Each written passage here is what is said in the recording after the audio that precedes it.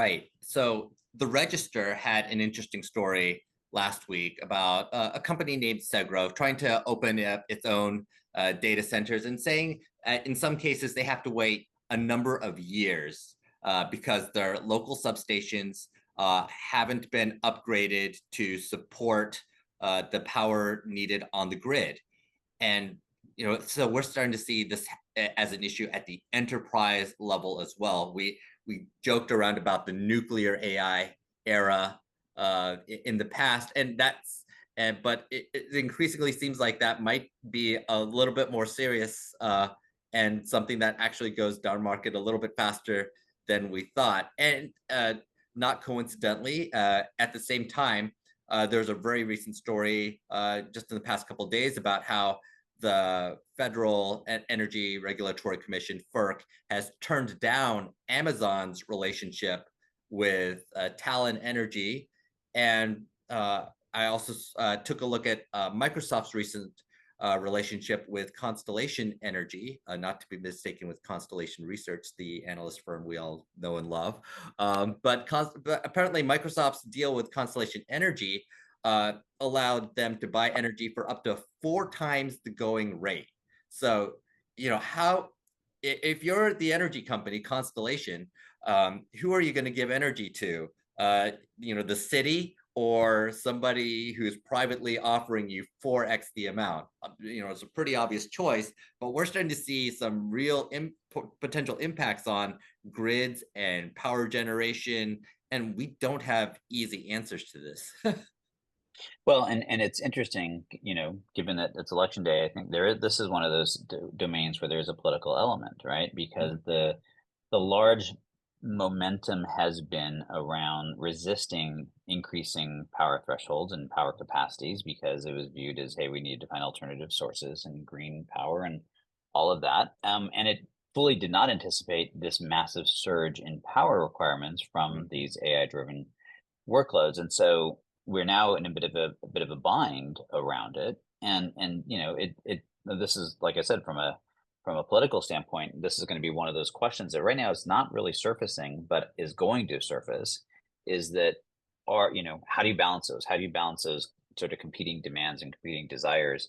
Because there's, at the moment anyway, very little motion around actually improving power, reducing power consumption, improving power efficiency within these workloads. I mean, NVIDIA's made some moves in that manner, but it's right now not a primary area of focus. I personally think that that's what's going to happen, is it will find a way to drive these workloads more efficiently. And there'll be some leveling out where, people aren't using maybe as much, but this is going to be a challenge. And I think, as a CIO, I never thought I'd ever say these words, but you need to probably be thinking about power strategy on your strategic plan now, at least from a risk mitigation standpoint. Yes, it's kind of wild to see IT and energy coming back together, like because the past decade kind of got us out of the energy business in the IT world. I know it's been a long time since I seriously thought about energy draw as a serious IT topic, probably since before I formally became an industry analyst 16 years ago.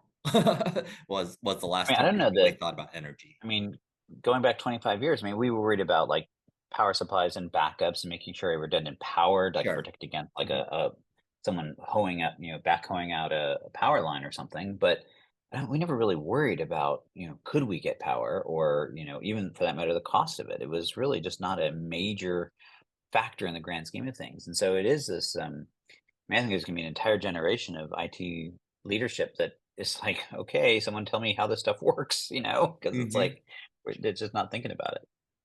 Yeah, it takes me back to my early telecom days where we did care about power. And fortunately, there is a pretty good set of vendors that are supporting utility expense management and network expense management. So it might be time to open up some of your old vendor materials and start looking for some solutions there. Well, I do think before I move on to our last couple topics here, I do think it's going to be an area that I know you're very invested in. that I followed a little bit the whole FinOps space. I think I've made the case that FinOps needs to extend beyond just cloud, particularly public cloud management.